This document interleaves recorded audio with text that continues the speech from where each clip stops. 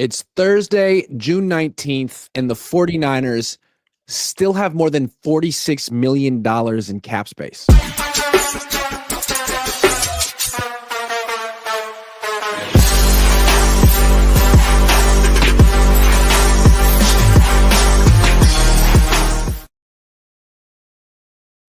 What's up? Welcome to Huddle Up. I'm Grant Cohn. That's Maj Sports and Nick Talks Niners. Today's episode is brought to you by Prize Picks and Into Cloud, which I just got recently. And I got to say, I had one of these last night, one of these little Bliss gummies. It's elderberry flavor. Do you know what elderberry tastes like? I didn't until I had one of these. It's surprisingly nice. And I got to say, I slept really, really well.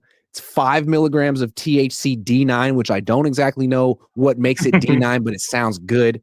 10 milligrams of CBN, 3 milligrams of melatonin. That's probably what did it. 10 milligrams of L-theanine.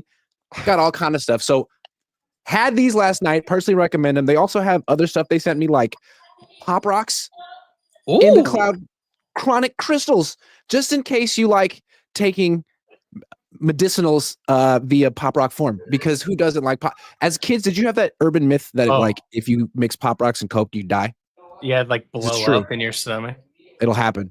Anyway, if you're 21 or older, now's your chance to float above the stress, because Into Cloud has given all new customers 25% off their first order plus free shipping. Just use code COHN or click on the link in the show notes to claim your discount. That's indocloud.co, INDACLOUD.co. Use code COHN for free shipping plus 25% off your first order. And when you order, fill out that quick little survey. It helps support the show and keeps Into Cloud sending you the good stuff. So go ahead, tell Future you've got it covered, then grab a gummy and vibe out with Into Cloud. Also, I just started a TikTok and an Instagram because I'm Gen Z all of a sudden. So check them out. I got the links in the description. I got some really, really incredible content on there. It is edited really well. So well. All right. Are those in the clouds in Cali only? What's that? Is that in the cloud? Is it only in Cali? Nick wants to get buzzed. I don't think so. I should probably know that.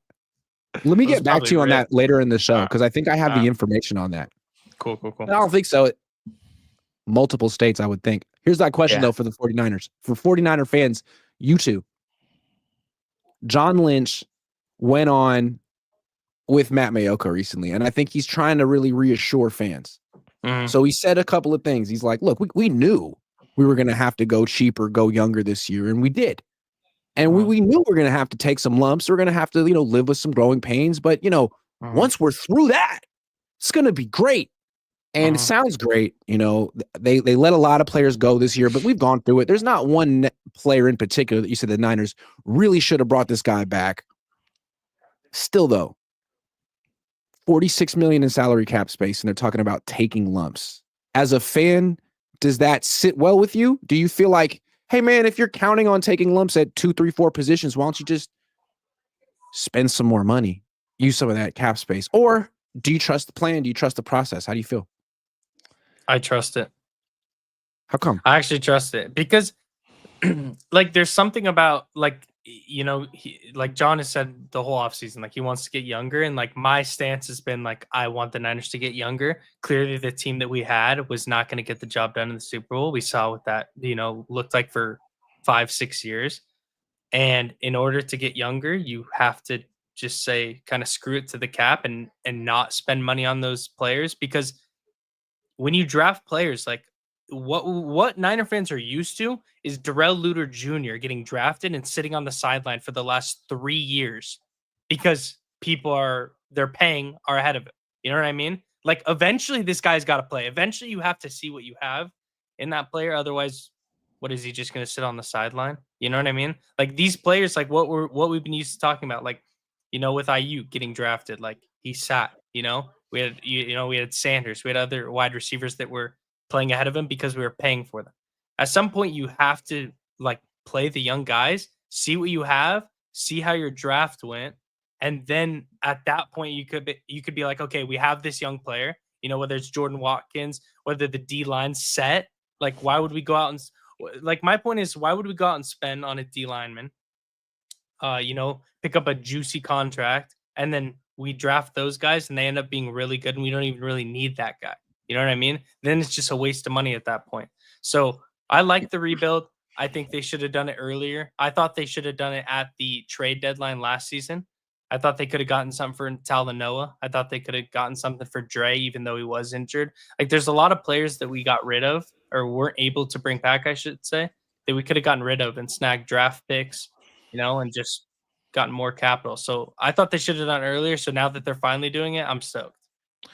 I agree. I just feel like, Nick, I feel like, yeah, play the rookies, but I feel like in positions that we need help in, like cornerback, why couldn't we sign Jair to that contract or give him more? Like, I know he took less to go there, but Yeah.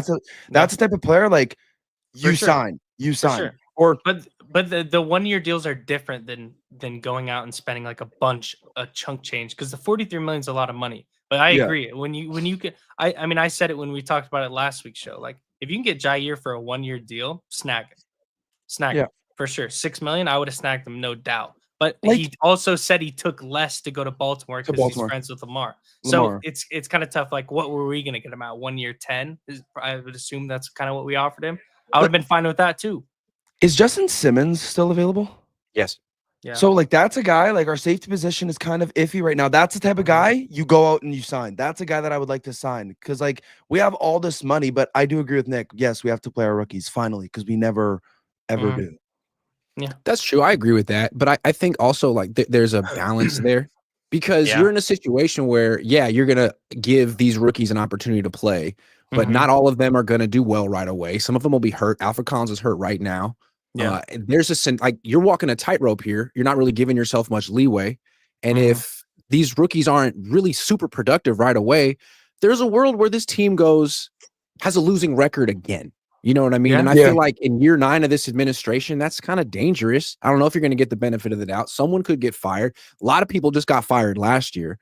So to me, just like for the sake of I just feel like John Lynch would prefer to have a couple vets too. I don't know that this is necessarily his plan. This feels like when he talks, it feels like what he's saying is, look, man, the Yorks said we had to do this. We're doing the best we can. You know what I mean? Like, they said you got to get cheaper and younger.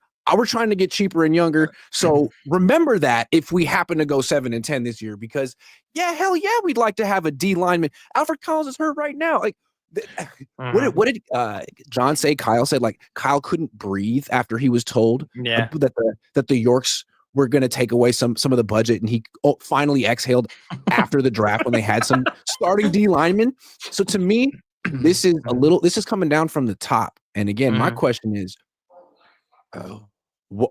why would the Yorks be reluctant to sign a few more vets? We've talked about it from a football perspective, but if this is from like a purely business perspective, knowing what we know about what the Yorks are invested in around the world, why might they not want to invest an extra $30 million this year? I don't think it has to do with that. They've been more than eager to invest that kind of money in football. I don't think it has to do with that, though, because in my opinion, like, I see how there's like obviously the soccer side of it and the business, but I do get a vibe that they are separated, 1, and 2, like York is like Jed's kind of fed up with not winning a Super Bowl, considering like Eddie was like it was like Super Bowl or die with Eddie. You know what I mean? Like, he was firing coaches that have done better than Kyle. You know what I mean? And so, like, him and Walsh were bickering back and forth. And, like, Walsh is one of the greatest coaches of all time. So I get the vibe that, like, Jed just wants a reset and wants to go back after it, because the way I look at sports and, like, teams that I'm a fan of, like, the worst position you can be in is keep spending and keep running it back, and you're just constantly in this, or like how they say, like, the opposite of great is good, or like the I forgot what the word is, like the devil the great is good. And that's the problem. It's like that's kind of the road we were headed down of, like, yeah, we can spend that 43 million and we might be good, but we're not winning a Super Bowl with this team. We're just not. We're not. It's true. And so what is it? Run it back with a 43 million, keep business good, keep Jed making money.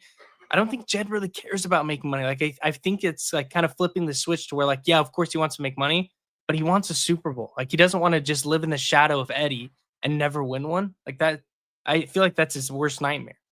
And so I feel like he's just like, at this point, just fuck it. Like, Let's reset. Okay. But here's I want to stick with this because I like this conversation a lot. I'd understand if he said, let's reset. But my thing is like, something in the chat. Dave Barkley says, love that you reached out to Make-A-Wish kids. I try, you know what I mean? Everyone That's deserves insane. a chance. These guys are great. I mean, Dude, everyone thinks Nick's a kid. Everyone thinks Yeah, Nick's like, Nick, how old are you? I'll forever 27? yeah, about to be 27. Like, that's crazy. I lost my train of thought. What were we talking about? You're talking probably about Eddie, I think, right? Or Jed. Yeah, I mean, You're saying everybody thinks.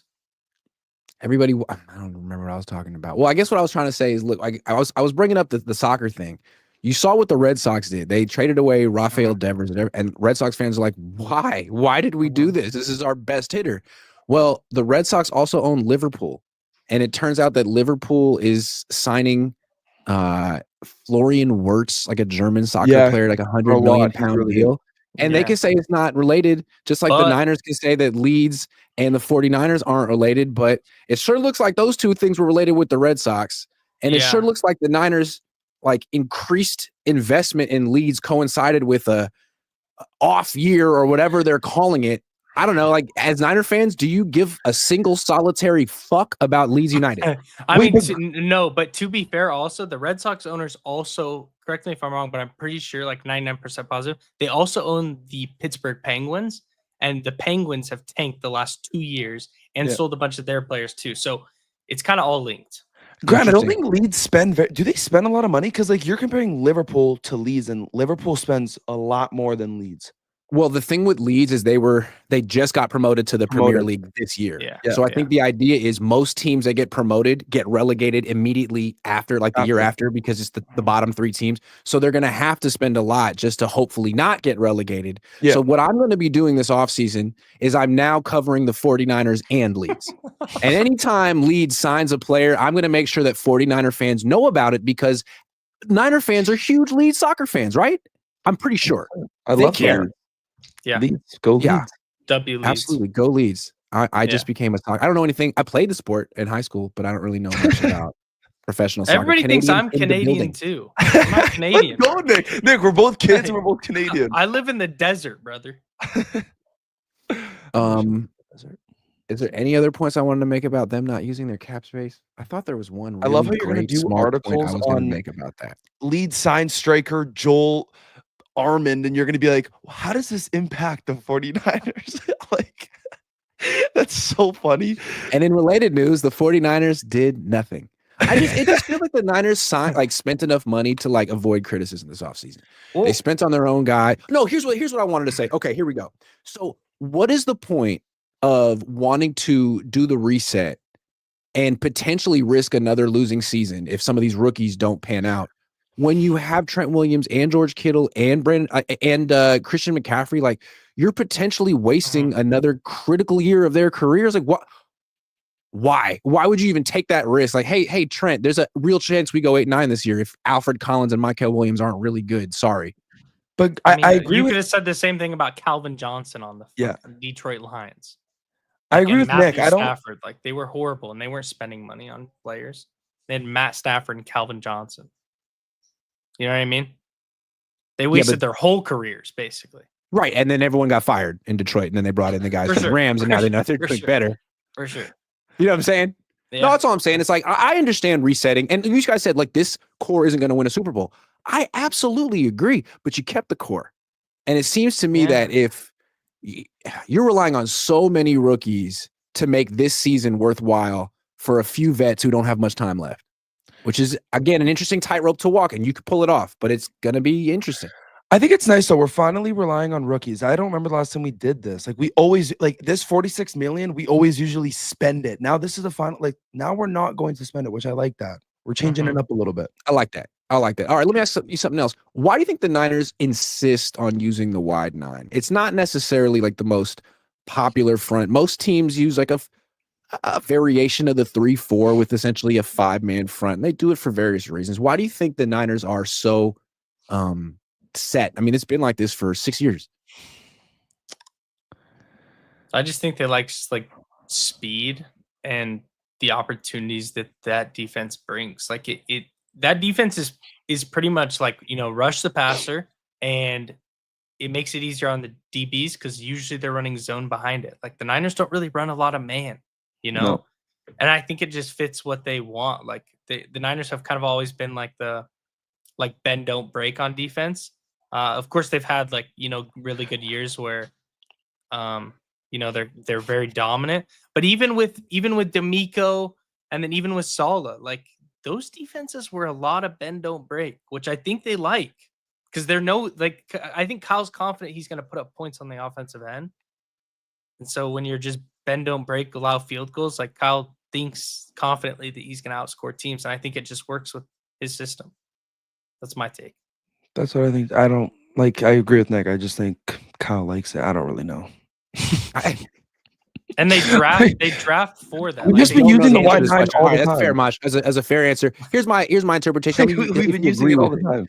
I think they use it because it works against Kyle's system, and I think one of the things they like about it is you get 7 guys in zone coverage who are very fast. With a Fangio system, like one of those zone defenders is going to be an edge rusher who can't, like a Leonard Floyd type or an Ahmad Brooks type, who's really not covering that much space. With Sala, you get freaking D Winners and Nick Martin, like 4-5 speed to the sideline, way different. So you're better in coverage, and you have a 4-man pass rush. I just think it's so vulnerable to mobile quarterbacks. Any quarterback who can scramble gives a Niners problem. That's just zone. I think zone defense, like in general, I mean, I agree with that. But I mean, you saw when they put emphasis on it, like with Jalen Hurts last year, bro looked like 2 years ago, bro looked like he was incompetent at the quarterback position when he couldn't run. So if they focus on, closing the edges and not letting him get outside, forcing him inside and not overextending, like that's kind of the problem that I think the Niners have been running into with Russell Wilson in the past when we play Baltimore and Lamar Jackson or even Kyler in Arizona. Like a lot of times they just try to go for sacks and they overrun their lanes. And that's when it hurts us. But I do agree that has hurt us a lot in the past. And it's one of the most frustrating things as a Niner fan is continuously getting beat by a mobile quarterback. But also, to my point to begin with, like the Niners have been like their main focus since they got here with Shanahan and Lynch is they were going to spend money and build the defensive line. They believe that defensive line wins them games. And so when they're constantly spending money on the defensive line, like I feel like this is a system that works for them to where they know they're going to produce sacks. So I don't know. That's why I think they're just stuck with it. And they constantly draft for it. It's not like they've ever not drafted for wide 9 players. Like even with the linebackers they drafted with D. Even with Fred. Fred was a safety. Yeah. Like Dre was a speedy linebacker. Like it just seems like a little bit of Kyle Shanahan's stubbornness. Like this is what works against me, and my system is the best, and this is what is the future of the league. When it seems like maybe the future of the league is more this 11-on-11 football, and not necessarily Kyle Shanahan's system. It works for him; he's good at it, but it seems like the rest of the league is going more towards mobile quarterbacks, not the Mac Joneses of the world, but more mobile quarterbacks. And what's rough about the wide 9? Yeah, you want to keep them in the. You obviously don't want your defensive ends to rush past the quarterback. That opens up huge scramble lanes. But also, if you're rushing 4, there's going to be a gap. There's going to be one gap that's unaccounted for. And so, what's nice about a 5-man front is that doesn't exist. You can always fill that gap by blitzing someone, which Robert Saleh will do on 3rd downs. I just feel like in critical year after year after year, in critical situations on defense, the Niners usually get burned by a scramble. Not even a zone read, but a freaking scramble. Whether it's 3rd and 15, it's a scramble for 16 yards. And if it's every game, Kyler, it could be Russell, it could be freaking Jarrett Stidham. It just seems like the scramble lanes are bigger than they need to be against these mobile quarterbacks today. Do you think use it? But you got to have a change up front. I think when you face Jaden Daniels, when you face Kyler Murray, for sure. Yeah. Do you think if they had a safety that could cover like even better than Jimmy Ward could, do you think they'd go 5-man front with Demo and Renardo? Because I do think now with the D-backs we have, like I don't think we could have done that in the past, but now with Demo, Renardo, even Upton Stout, like he's a man coverage kind of guy. Like he's not really the zone coverage. In my opinion, he's like man coverage, blitz off the edge. Like that's what he does best. So I could see them trying that. if they had That's a what they safety did in that could cover. 2020 when Jason Verrett was playing like Yeah. all pro Jason Verrett. And Mosley, Go back and watch what Saleh was calling on third down. A lot of 5-man pressure, specifically to keep mobile quarterbacks. Yeah. Yeah, K1 was coming So off I mean, the what edge they could crazy. do is they could blitz Upton Stout off the Upton edge, Stout. bring one of the safeties down to cover whoever Stout was supposed to be covering, because the safeties on the team now running 4-5 and they're former corners anyway. I think that's sort of the vision for the team. Yeah, that's why Siegel intrigues me, is because he has the potential to do that. Yep, Pinnock same way. Yeah. Richie Grant kind of the same way. That's why I'm kind of confused about like Jair Brown. Like, what is the vision for him? Because he's not that kind of safety. He's more like put him in center field and let him be instinctual, kind of, because he can't cover tight ends man to man. Yeah, no, he's instinctual and he's an in the box safety. Like that's really what he does best. He can't tackle. But even then, Mustafa's better at that, and he's a better cover guy. So it's kind of it's just a tough situation for Jair Brown. I like Jair Brown, but I wouldn't be surprised if they trade into the Jets to reunite him with Wilkes, because Wilkes had a vision for him and he played well under Wilkes. He's kind of like a mini Jamal Adams, like just cannot cover. Like he just can't cover. All right, I got another question for you. Offense. We've talked about like how good it is that Deebo Samuel is no longer on this team for so many reasons. I mean, Kyle Shanahan was obsessed with giving him the ball, or was afraid not to give him the ball, and he was also Deebo, getting in fights with teammates and seemed to have a negative impact on the locker room by the end. Fine, okay, sure. But is it possible that his absence, the fact that teams don't have to even worry about him anymore, don't even have to prepare for him anymore, could actually hurt, let's say, Christian McCaffrey in particular? Like, how do you think the loss of Deebo, the fact that teams don't have to account for him anymore, is going to affect Christian? Oh, it's going to affect the him offense. So much. It's going to affect the offense, Christian. I think this offense is screwed now. Like, it's over. No, I mean, Grant, like you and your dad talked about it yesterday. This just frees up so much like opportunities for everyone. Like, we don't have to run the whole offense just through Deebo. This frees up for Jawan, Pearsall, Cowing, Jordan Watkins. You even said with Garendo, like Garendo has more opportunity. Jordan James now. We always ran our offense through Deebo. Now we can run it through everyone. We don't just have to run it through one guy. So, no, this is not going to hurt Christian McCaffrey at all. This is actually going to benefit Christian McCaffrey. Yeah, I agree. I think it's going to benefit him too. There was no mystery. There was no mystery. Like, think about it. When was the last time you saw Deebo and CMC both in the backfield and the ball wasn't going to one of them? Like, be real. That's true. I can't remember one, right? Now it's like, CMC could be back there. It could go to Pearsall. It could go to Cowing. It could go to Watkins. It could go to Garendo. Like, they have the what's it called? The something of surprise, the element of surprise. Like, that's a thing now, Whereas That's true. With Deebo, it really wasn't a thing. It was like I could have told the defense where the ball was going, watching it through the TV. You know what I mean? I could see a jet sweep happening from Canada. Like I could see it from all the way over here. Like, it was very, very obvious. Like, every single time, every time Deebo was in the backfield, I knew he was going to run the ball every time. Yeah. All right. Well, let me present it to you like this. So Christian had a great career with the Panthers, but his best years were the tail end of 2022 and all of 2022 with the 49ers. I think we can agree on that. And I think when we look back, like, why did Christian hit his stride? Like, why did he have his best years then? We attribute it to, he's finally on a good team with a good system. Kyle helped him out a lot. And absolutely, that's true. I think maybe Deebo helped him too. I mean, Deebo wasn't helping anyone in 2024. He was cooked. But in 2022 and particularly 2023, he was really good. And I think defenses couldn't just focus 100% on Christian McCaffrey during the week. All we have to do is shut down Christian. No, because Deebo is going to score a touchdown or two this week as well. So you really have to have a plan to stop two guys that you can't really prepare for. I mean, no one has a Christian McCaffrey-esque player or Deebo Samuel-esque player on their practice squad. You just don't. I think that gave Christian an advantage. It gave the Niners an advantage. And now Christian's going to be back in that situation that he was in earlier in his career, where it's him and everyone knows it's him. And it's tough. I mean, that was the situation Frank Gore was in most of his career. Yeah, there's that. But also, too, last year, like, Trent wasn't fully healthy. CMC wasn't fully healthy. Like, we didn't have, like, CMC really hasn't run healthy behind Pooney yet. You know what I mean? So, like, we do have a better line, minus Banks, which slightly better. I mean, Banks is good, but I mean, how good? I'm excited to see what we have in other guys. Hold on. I gotta stop you right there. I love you. When you say the Niners have a better line, Yeah. in what sense? The sense that Dominic Pooney's I getting think better? Well, Yes. that and I think they're healthier. Okay. Like Trent's gonna be Okay. healthier, and Okay, like fair enough. Fair enough. Banks was good, but like, Dude, we Banks haven't was really not seen good. how good. Like Yeah, but Burford Barch went has in to prove there he can stay healthy. How about that? for sure. That's for true. sure, Yeah. no doubt. But Burford went in there. Like Burford played okay. Barch He's played fine. okay. Like Austin Pleasance played good, and I've heard a lot of good things about him. I don't know if you've seen, but at training camp, I heard good things about Pleasance. Yeah, If to be Barch honest, I plays- couldn't tell you which games Banks played and didn't last year because I didn't really notice because it Same. wasn't that big of a difference. If Barch Yeah. plays like how he played against the Bills, he's going to be very good.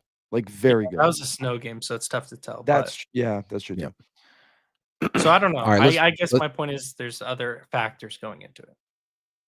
All right, let's play some prize picks, more fewer. Let's get Maj on the stage though. Okay, so we got no more. It was hockey. Apparently the Edmonton Oilers lost the other day. I'm so sorry. You're an Maj. asshole. I'm learning that the Edmonton Oilers. Really, Greg? Apparently they lost, huh? Yeah. Oh, God. Yeah. Next that's year, right, awful. guys?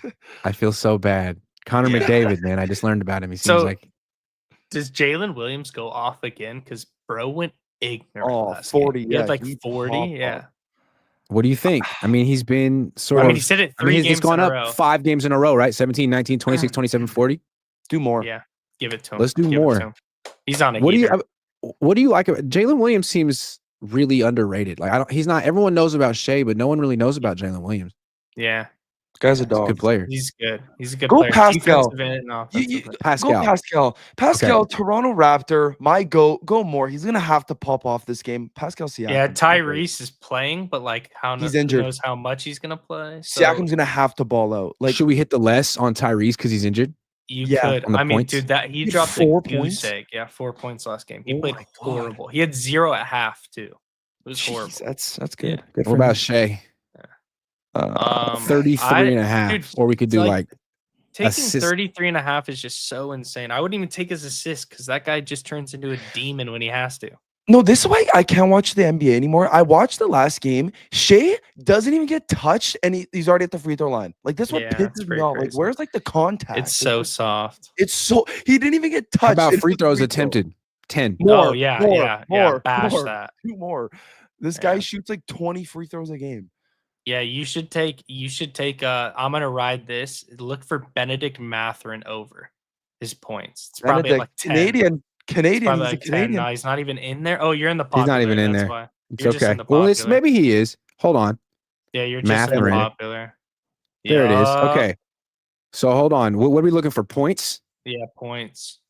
Okay, 11 and a half, more or less. Give it to him. He's gonna have Give to. it to And him. he Give played it to bad him. the last two Benedict. games.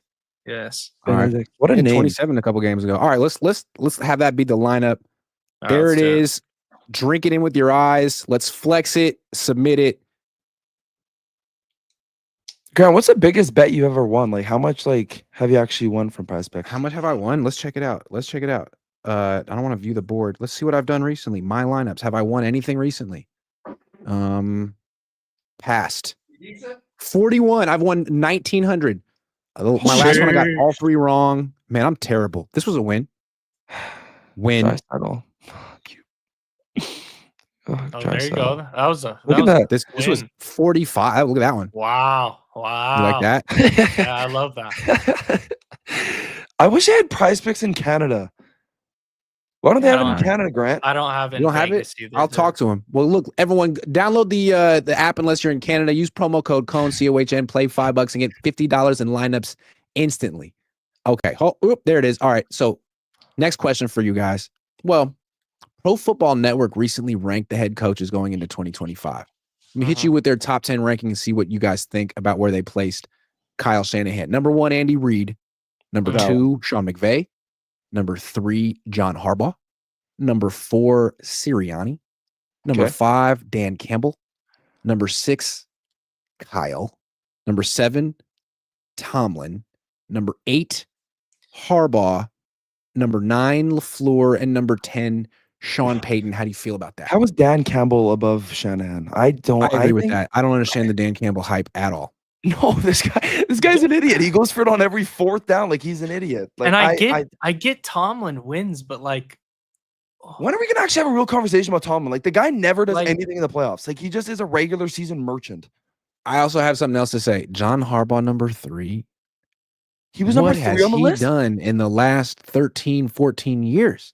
Well, Other not in the than- playoffs, nothing. That's what I'm saying. What is his Yeah. excuse? Wait, John He Harbaugh has- was 3rd?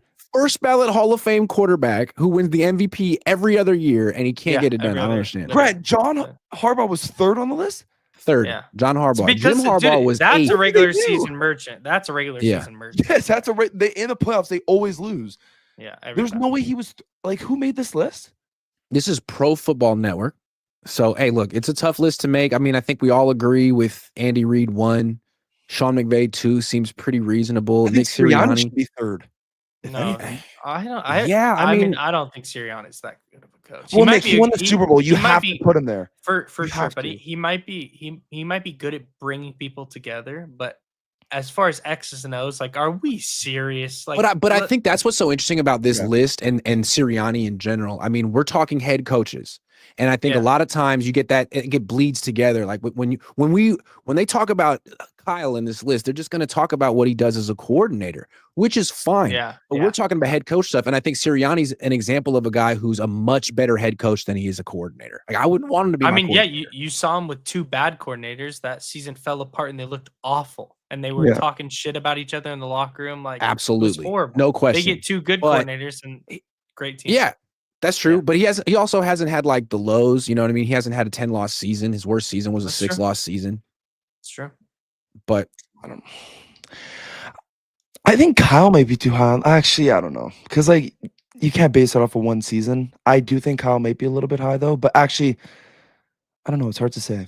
I mean, I feel like we've talked about this, Grant. Don't you think that Kyle just wears too many hats sometimes, and that's why he isn't that good of a head coach when it comes to like not the outside of the X's and O's?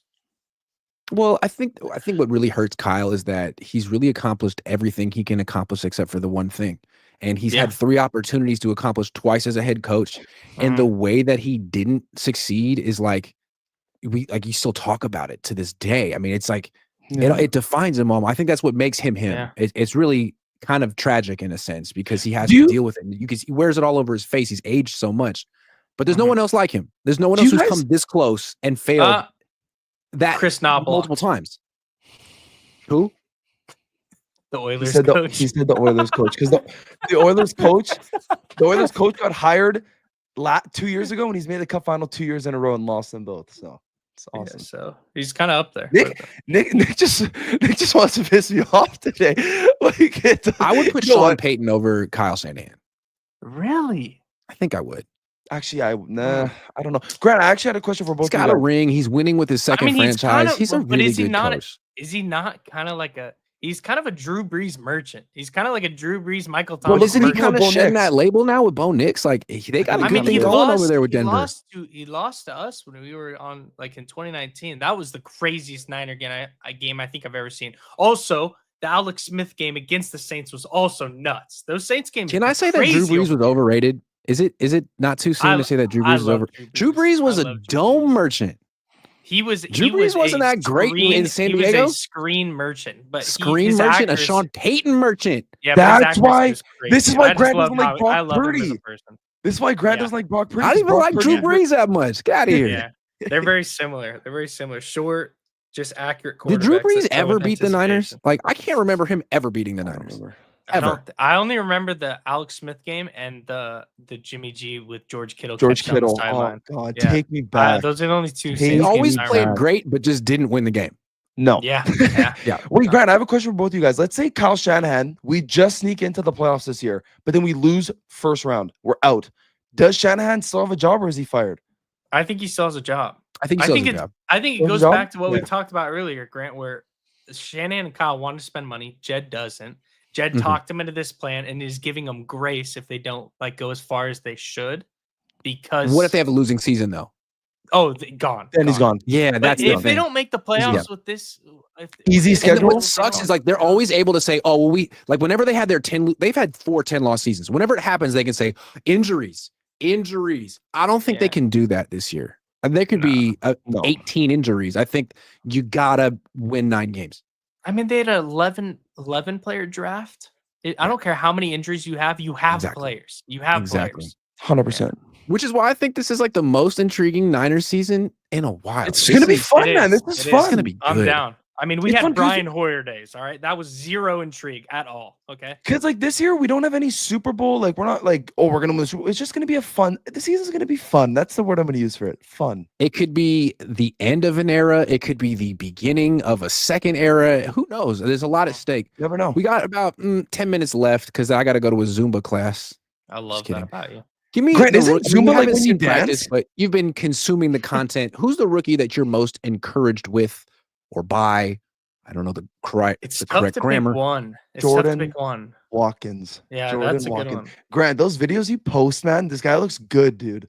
He looks really good. I'm excited for Jordan Watkins and Alfred Collins. And Grant, I also want to go back to your point. You know how like everyone's saying like, oh, 49ers draft injured players like Michael Williams is kind of injured right now. Alfred Collins. I don't think Alfred Collins is that injured. I think they're just being very cautious. Like I think they're just Fair. being cautious. Fair. That's fine. I just like to, see it with my own two eyes. I think with Right. young players, one of the reasons I'm so high on Jordan Watkins is because he's flashed, but he's been consistently on the field in practice. And I just assume a guy with that kind of ability who can have those flashes is just going to gradually improve with time on task. Yeah. I mean, Collins isn't having those opportunities. I'm sure he's you're right. more gifted than Jordan Watkins, but so was Javon Kinlaw, and he just didn't get enough time and practice to reach his potential with the Niners. Sorry. Bro goes 2 teams away, and Grant still is talking about Kinlaw. Sorry, Javon, but he's doing well now. Yeah, he is. Yeah, good for him. He got a juicy Yeah. contract. I don't know how, but yeah, Jordan Watkins, I think that's what excites me about Jordan Watkins too. Is also like Grant, you and Larry have both said like he looks the part. He has like big quads. He has like big legs. Like he looks like he belongs there. Whereas like that's what worried us when we drafted Jalen Hurd, for example. Like he didn't necessarily look the part. He looked like he's gonna get hit and killed in one play. You know what I mean? So that's a player I'm excited about. Go ahead. Real quick before we go on to another guy, he looks like an X receiver to me, which I think is really intriguing because Pearsall does not. Pearsall looks like the guy you put in motion, a nice flanker who can be a deep threat, but not strong enough. Watkins is strong. I don't know if he has the quickness that really Pearsall high on has to like Watkins. beat man-to-man coverage, but he's stronger than Pearsall, faster than Pearsall, and I think he'd be a better option on like end arounds and jet sweeps. Another guy? And remember when we drafted him after the draft, we talked and you asked us if we thought he was going to be an X or a slot guy. And I said, I think he has the versatility to play both. And after watching the training camp stuff, like the way he cuts and moves, he's really fluid. Like he's really fluid. So that's what excites me. I'm he's also short-handed. really a gem. excited. I'm hoping he's a gem. Like he just comes in and he gets like 900 yards or like 1,000. That'd be awesome. That'd be awesome. Great. The fact that he's playing with the starters this early means that he's probably really smart too, and that when they call the play and they call the motion, that he knows what he's doing, which is sets him apart from most rookies. Totally. Even from videos too. I'm really excited for Nick Martin. I don't know if you guys saw that one video the Niners posted.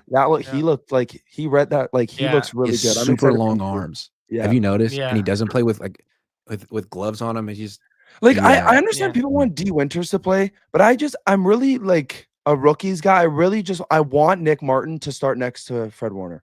Like I don't want it to be D Winters. I have a feeling it's going to be Nick Martin. Saleh didn't really give D Winters much of a ringing endorsement. I think like D's like undersized and not as quick as Nick Martin. And so I think he has to play like more with his head on fire, where I think Nick can play more instinctual. And I think he understands the game better because he's had brothers in the NFL, yada, yada. Like he gets it. So that's why I think Nick is going to separate himself. But I'm stoked for those two people. I'm also stoked for CJ West. I think CJ West is going to be such a good depth piece for us. Something we just people aren't talking about CJ West because the pads aren't aren't on yet, but he didn't miss a single practice and he looks way bigger than I expected him to be. And he his looks hands like are violent. Kalia Davis with like way thicker legs. You know how Kalia Davis kind of just looks like a little top heavy, a little bit maybe. Yeah, not CJ West. Not at all. No. Yeah. No, I'm stoked. I'm excited for this whole draft class. All right. Well, and that's before we get a little too excited over here, Maj. Give me a rookie that you're most concerned with. If you had to be concerned with one, and it's very early, this is a low concern level. I only have one. I'm not gonna go like I'm not gonna pick the like low hanging fruit, so to speak, and say the injuries with Collins because I agree with Maj. I don't think it's gonna be that bad. I think they're playing it No. cautious. What I will say is I'm excited about Stout, but my concern is also with Stout because of his size. Yeah. He has to be a damn good blitzer and he has to be good in man coverage. If he's not, that's my concern. I hope he is. But my Also, you got to concern be a is really good that run defender in the slot too, and it seems like he is. But so far, he was in I think college. he is. Yeah, Yeah. I think he'll be fine there. My concern is the blitz and man coverage. I'm really concerned with Curtis Roke taking Brock Purdy's job. That's no, I agree with Nick. I don't think you could put like I would say Alfred Collins, but I still think that they're just being very cautious with it.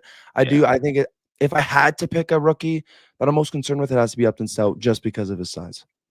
I'm intrigued by Curtis Rourke because I feel like when he finally comes back and can play, I think of him as a mobile quarterback. I don't know. Am I wrong? Well, yeah, I because think of him as being much more where did mobile he go than Mac. Where did he go before? Ohio. Ohio State, which is in No, the not MAC. Ohio State. No, You know, Ohio. along Yeah. with Yeah. like Ben Roethlisberger played in the MAC for 4 years at Miami of Ohio. So I'm actually intrigued by Curtis Rourke. Like Tanner Mordecai is mobile, but he's kind of small, like Brock or smaller. Oh, great golfer apparently. Mac Jones bigger, but not really mobile. Rourke's got size. He's got a little mobility. I'm interested in him. I want to see what he does. And also the We'll see. mobility we saw last year was with him with the torn ACL. So like he is more mobile than that on top. Yep. But yeah, it's intriguing. I guess the other rookie I'd add with the concern is James, the running back, Jordan James. I'm concerned with his tempo. I know he kind of plays at one speed, and that's what concerns me because NFL backs, it's really hard to play at one speed. Like Jordan Mason could do it, but I've also never seen somebody run as hard. And Jordan Mason ran so hard, and his vision was like utterly impressive. So that's the only thing that worries me about Jordan James is his tempo. Like I don't know if he has enough tempo to get in and out of cuts. I don't know. I completely agree with you. I'm watching him and he runs really hard, but he really reminds me of a much smaller version of Jordan Mason. Jordan Mason could run like that, but he was overwhelming. The guy the guys I'm concerned with are the defensive linemen just because they were drafted to start. I mean, they're being treated like veterans. And Alfred Collins, he didn't play in the wide 9 in college. They're asking him to learn new techniques, and he was like a read and react. They call him a frog stance guy. Now they're going to try to put him in like a 3 or 4 point stance and get him to fire off the ball. They got to teach him how to do that. And if they don't get, if he's hurt at the beginning of training camp, I don't see how he starts week 1. And then Michael Williams, I guess I'm just concerned with him because like, is he going to be hurt? Is he going to be one of these guys who's hurt most of the time, but can play through it, but is never quite at his full capacity? Because I don't know. I mean, he's 20 years old, so it's hard to say what he is, but hurt again, it's too bad. I get the vibe Michael's like Fred, like they're kind of both superhuman. Like they can play and still be all pros with a hurt ankle, but also Fred hasn't really been hurt that much, you know. And it was one season. Same with Michael. Michael hasn't like that too. It was that one season with the ankle, and same with Collins. Like Collins, Texas does not rotate their guys; they play their best guys. Alfred Collins was playing like so many snaps every single game. Never got injured. 90%. He had a problem with injury. That's why I'm not really worried about either of those guys. But Alfred never got injured in college. They do need to start. And for Collins, it is something he's not used to playing the wide 9. I think Michael's kind of a unicorn. It doesn't really matter what defense you put him in; he's going to be good. He's played so many techniques. He had pro coaching in college. Yeah, and he's asked to do so much at Georgia. So I don't know. I'm not really worried. I do like, well, we've talked about it for months, but I really do like the strategy of bringing in bigger defensive linemen because part of the reason the Niners defense sucked so much last year was that they gave up 24 rushing touchdowns. That sucks. I remember in 2011 when Fangio first got here, I think they gave up 2. You want to cut down the points. Don't let them run right through you in the red zone. And now it's going to be a lot harder to run through a defense that has Alfred Collins, CJ West, Michael Williams. Last year it was Swiss freaking cheese by the 5-yard line. That should work. Yeah, I know. We need to get back to like Harbaugh days defense. Like that's what this defense is starting to remind me of. You know what I mean? You got Willis Bowman, you got Smith, like both the Smiths. Like that defense was massive.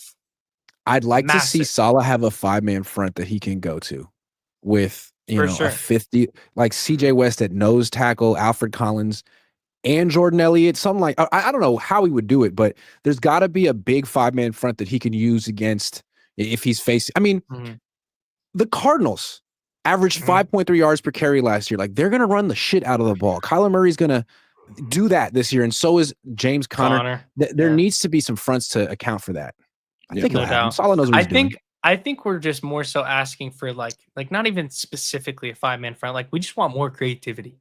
Yep, like, that's what I want. I just want more creativity. It's been dead in the water the last like 3 years. Because it seemed like the last two coaches were like, okay, what did D'Amico do? What did D'Amico do? It's like Salah's not going to think that way. This is his thing, so he can be as creative and take as many licenses with as he wants. Yeah, thank goodness. Yeah, and he has better pieces than he had on the Jets to be more creative. Like, way better. Obviously, he had Sauce, but outside of Sauce, like every other piece, in my opinion, is better. So there's just more room for creativity. You know who Lenore reminds me of? DJ Reed. I feel like those two are similar. They're similar. I think similar. But Lenore is more skinny and lengthy, but still hits hard. Where Reed, it's like short and stout. Like, I don't know how to explain it, but he's very like Reed's kind of built like me. Like, you know, like I'm like 5'8", but like really like built out, or like that's kind of what Reed is. Where did DJ Reed go again? Where did he go? Where did he sign? He went to a team. I think Tennessee or the Texans. Titans? No way. No, Lions. Lions. Yeah, that's right. Like, why did they get? Oh, that's so stupid. That's a good pickup. Great. It is a good pickup. So Dave says, "Hey Nick, can you grab a couple of books to sit on?" No, it's because my camera. I don't want my monitor. Like, you can see it in the corner up there. And no. And Nick, you got to show the Gore jersey off. Like, it's got to be in there. Yeah, I can't. Yeah, and the Kittle jersey. Josh Wyatt says, "I love this topic. The Niners are going to add an All-Pro X at the deadline with Ayuk. They don't need to save the room. They need to win early." You think they're going to use the cap space? I don't. No, they're not going to. I don't. On who? Who are we going to use it on? At the deadline, he's saying. Jalen Ramsey. Yeah, but I don't. Dave Barclay says that Saints game with Kittle, that was a great game. Oh my God, it was awesome. Game. It was so, like, it was so sick. All right, I got to get up out of here. Maj, Nick, thank you very much. Everyone, thanks for watching. One more month till the Niners start training camp, so hang with us. Let's go. Yes, sir. Oilers and 8.